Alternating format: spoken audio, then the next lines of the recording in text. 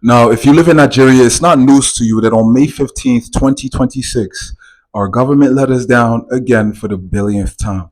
At about 9 a.m., May 15th, 2026, there was a targeted raid on three schools in the Ogbomoso area, Oyo State, where about 46 students were carted away with about three teachers by kidnappers, bandits, in broad daylight, 9 a.m. in the morning.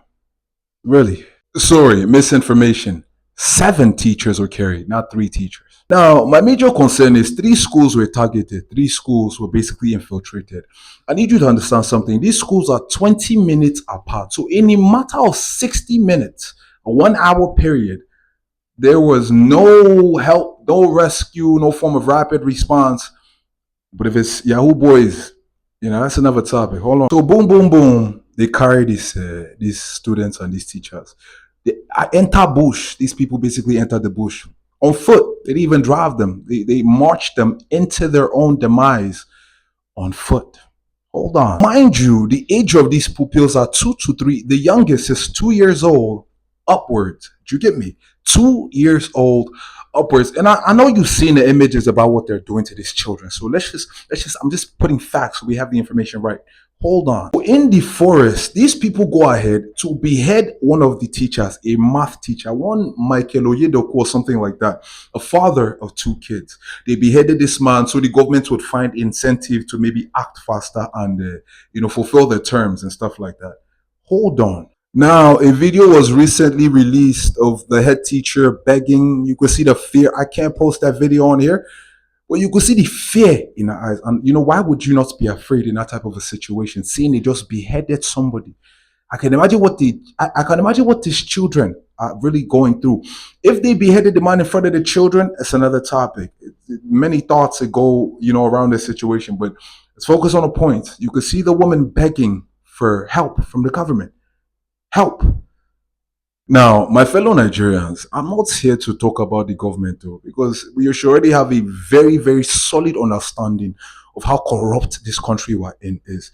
We should already understand that these people do not give a rat's ass about any of you. I feel like that should be common ground that we all stand upon. But my major bout is with you, Nigerians.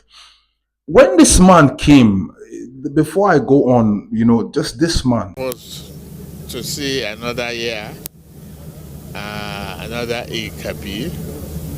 We thank His mercy, and we must learn from the lessons of this season, and is showing love to one another.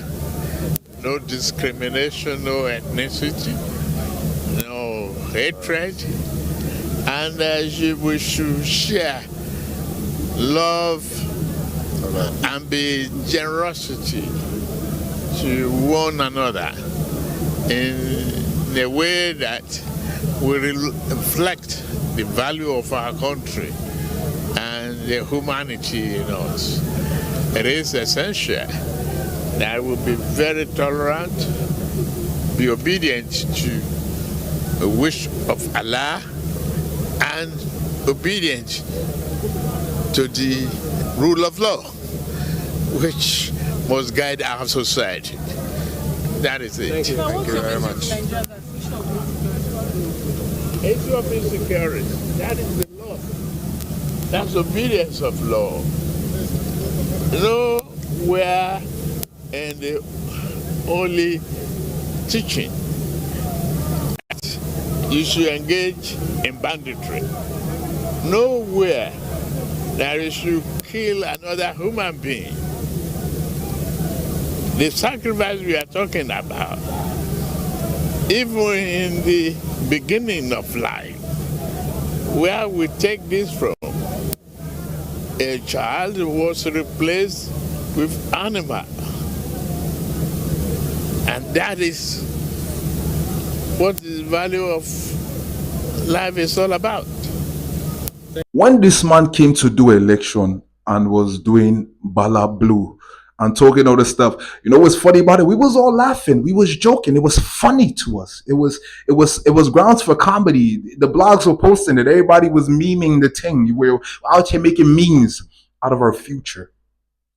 Now, because it's not you out there in the streets, in the forest rather, you should not be as moved. I need you to understand that, when I was young, I used to wonder why people who had car crashes or like were scared to drive or how it felt. I used to undermine the trauma involving that until I had a car crash. I understood that, listen, it's not no game.